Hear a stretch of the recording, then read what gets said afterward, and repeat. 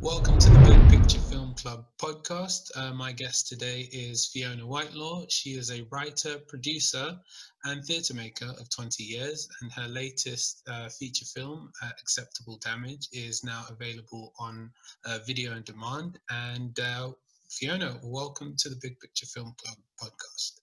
Thank you. It's lovely to be here. I may actually stop work after this interview, so it's nice into my day. When you one of the things that kind of interested me most about kind of Acceptable Damage and you talking about it and messaging me about it was particularly the lead role played by Elinor Fortune, if I'm remembering correctly. She plays the role of Katy, and Acceptable Damage is about a teenager, kind of, she has dreams of becoming a rock star, and she herself is on the autistic spectrum. And my background, particularly, I've kind of worked with in organizations for many years with young people who are on the spectrum, who have Down syndrome, who are neurodivergent in one way or another. And so it was very refreshing to actually kind of come across a film like that I don't think it's we don't get enough of those stories. Yeah, and so as a writer, how do you start off penning Acceptable Damage? What was the process behind it? Well, the initial draft of the initial story was written quite a few years ago. I'm going to say about 5 or 6 years ago, the initial storyline. Because at that time, similarly to you, I'd been doing quite a lot of work and arts work with young people in the neurodivergent community.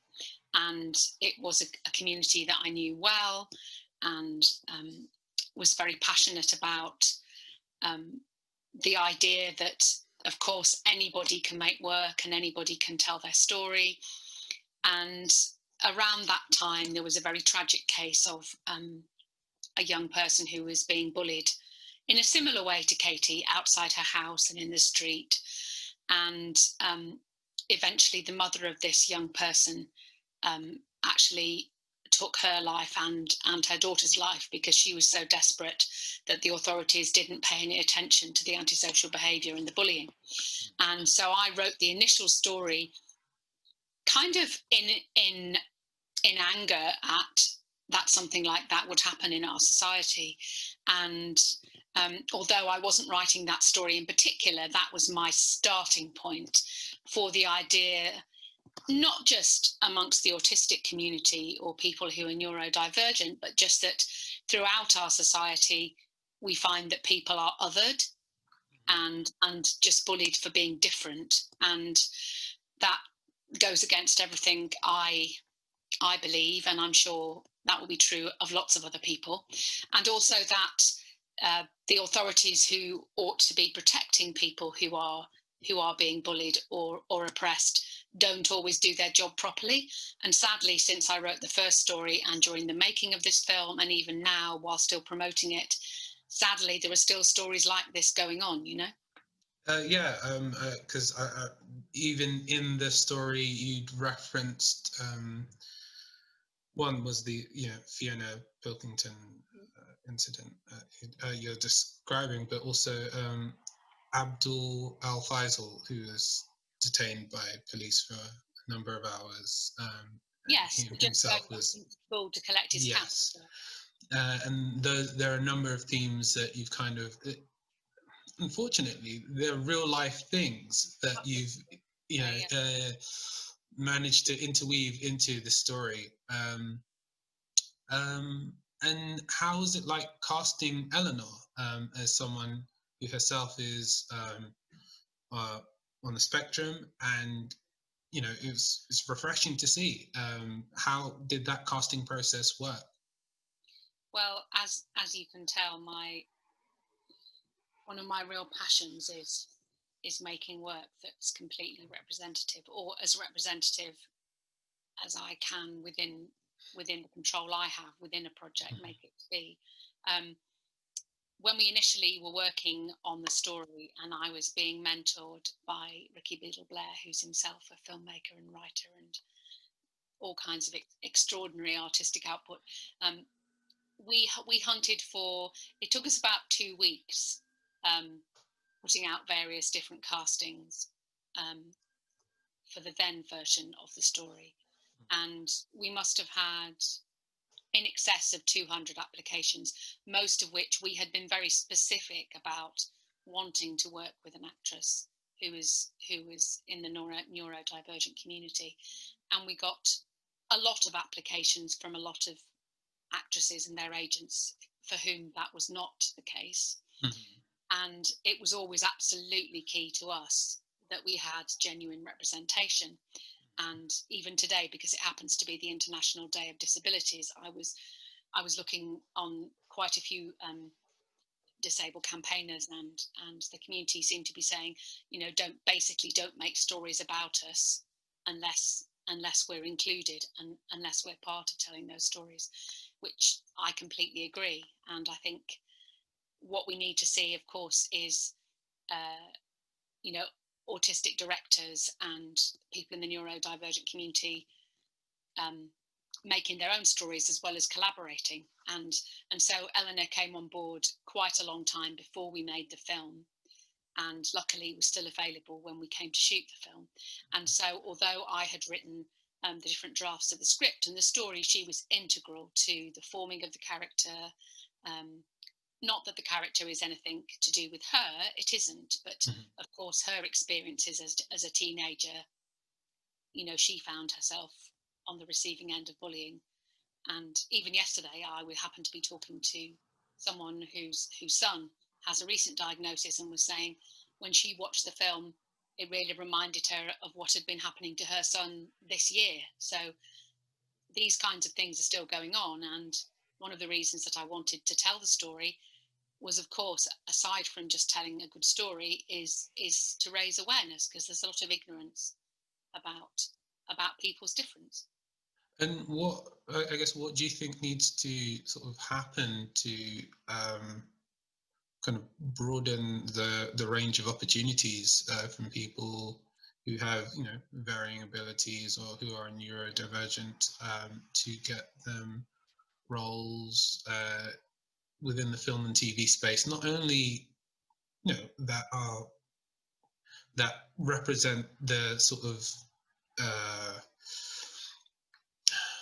that not only represent their abilities, or whether it's specific to their ability, mm-hmm. In terms of someone, if the character is autistic, getting someone who is autistic to play them, but just on the whole, where their quote unquote disability isn't the kind of the sole focus of the role itself. Absolutely. I mean, obviously, me, one writer and producer, can't completely answer that question in terms of solution. I personally think that until we have an even playing field where everybody is represented and everybody has equality of opportunity, mm-hmm. then it's very important that we have people who have that experience being seen for those roles. And sadly, even last year, I can think of a couple of film projects who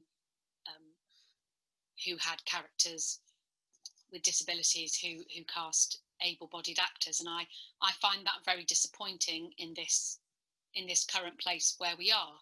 In 2020, I think we actually know better, and it is getting better, and there is better representation, and there are more roles. But also, I would say this about Elinor, as I would say about any actor. Elinor can play all kinds of different roles. Of course, it's wonderful to have her play Katy, who's autistic, but also I've seen her work on lots of different things. There have been some things that I think are really good examples. I think there was a recent TV show called Years and Years, and that had some brilliant casting in it. And again, exactly like you're saying, the characters were cast because they were an actor, regardless of what their identity was, you know. And that's very refreshing to see when I see that kind of thing. I think it's basically a question of when you're in that process of thinking, well, why not? Who else can I see for this part? When I'm looking at this script, does this person have to be a man? Does this person have to be a white person? Can they be somebody else? You know, for me, I think certainly within the whole cast of the film, we have 50-50 male and female, and a very representative cast across the board. And that's really important to me. That's kind of my starting place when I start to think about making a piece of work. I want to tell a story, especially as a Londoner, I want to tell a story that reflects the community that I see out there, you know. And how was it like finding a director who also kind of shares that vision in Lavinia Sminia? I hope I'm saying her name correctly. Lavinia and I had already collaborated on her first feature, Memento Mori.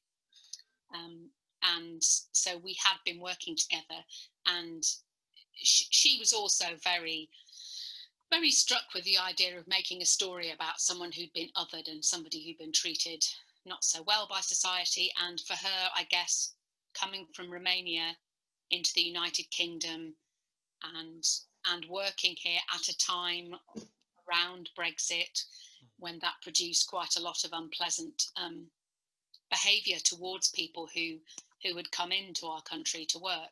I think obviously she had a particular way of thinking about that. I think we can all think of examples when we personally might have been treated differently. So she was always totally behind the idea, and I was very lucky to be working with somebody who believed in that and also really passionately wanted to work with Elinor.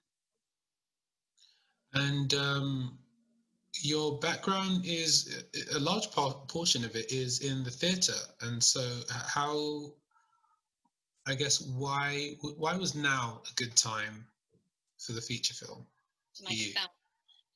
Well, for me personally, because I'm a writer and producer and also an actor. Yeah. So although as a writer I have a lot of experience in the theatre and have had plays produced, I have actually worked a lot on film as an actor. So film was a medium which I was very familiar with and very comfortable working in. And basically, why not? I think now, if I was going to, well, I am working on my second feature, but I think if I had to write one story and do it in several media, I think I would start with writing the screenplay first, because I think that's quite a hard thing to do. Although having done it once, and I do have other screenplays that haven't been produced yet. Once you've worked in that way once and brought a project right from the script right the way through to being streamed and being shown in cinema, you just learn. I mean, I think any creative would say that you learn constantly all the time, and you know that was a big learning curve to translate my vision into a visual language. And now going on to the second feature, I guess what in terms of like putting on your project management hat, how how things change, or what sort of new insights do you have to sort of tackle things better? I think what I will tackle better is approaching the screenplay, I suppose. I mean, there's always a bit, as a creative, when you're at the beginning of a project, before you start writing it or before you start performing it, there's always a bit of you that thinks, I can't do this, I don't know how to do it. But of course you do, and having already achieved this, I think that makes you feel bolder.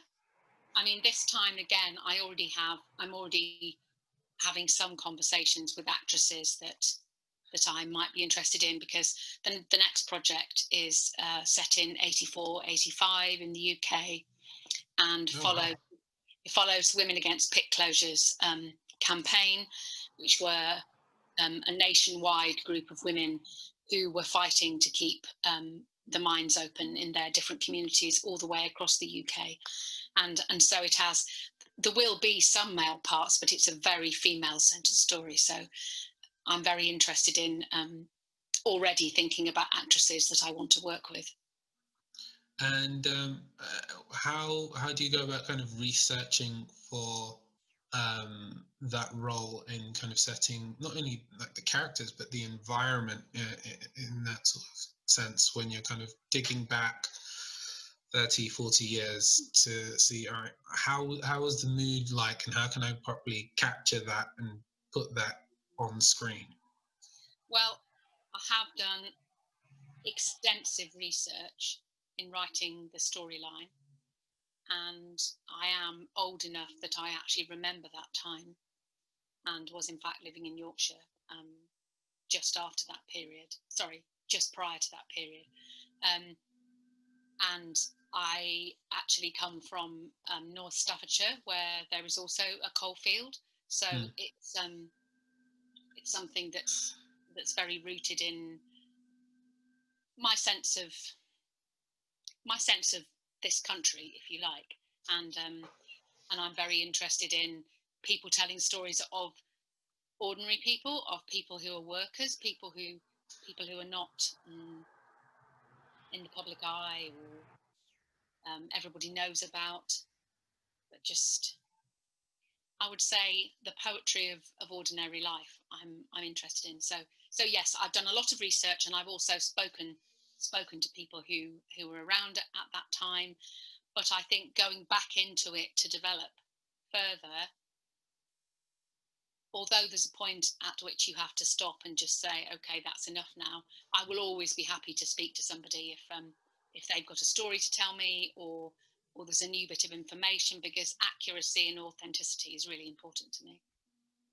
And kind of circling back onto Acceptable Damage, the film was picked up by Evolutionary Films. Evolutionary Films, yeah. Thank you, I got that right. And how was that process like, kind of sourcing distribution for your film, and kind of getting it into the hands of someone who actually kind of believes what your vision is, and them saying, all right, we're happy to put this out and we believe in what you're saying? And how was that process like, and how were those conversations started? I feel obviously very fortunate that I have a distributor who, again, was very passionate about the nature of the story, about Katy, about the fact that we had a neurodivergent actress playing that role, and who obviously had at that point watched the screener of the film and liked it. Before we started making the film, I was at the Cannes Film Festival the year before, and hunting around for money and contacts, all of that sort of thing. And I did actually go and meet with Evolutionary at that stage, and they weren't interested in coming on board at that point before I made the film, but it did mean that when I'd completed it and had a finished film to show them, that they had already met me. And I'm also lucky that they had previously worked with my director of photography, Simon Rowling, which at the time I didn't realise while we were making it. So that was a really nice accident, if you like. And basically, you approach various distributors and you send them all your material, and you find one to work with if they like the thing that you've made. Well, Fiona, thank you very much for your time today, and it's really greatly appreciated to kind of hear about your story, your background, and Acceptable Damage. And where can people download, buy, rent, and stream the film? All the right questions. Yes, so currently in the UK, the film's available on Amazon Prime. and it's also on Sky Store, it's on Google, it's on iTunes and YouTube. All of those are streaming video on demand payment services, obviously. And in the US, we're on Amazon Prime, which is fantastic. And of course, we're always open to talking to other countries, other parts of the world about streaming it there, because we want to get the story out everywhere. And yeah, the community that the story is about are everywhere, and their stories resonate across the world. Fiona, thank you very much for coming on the Big Picture Film Club podcast. Thank you. Nice to talk to you.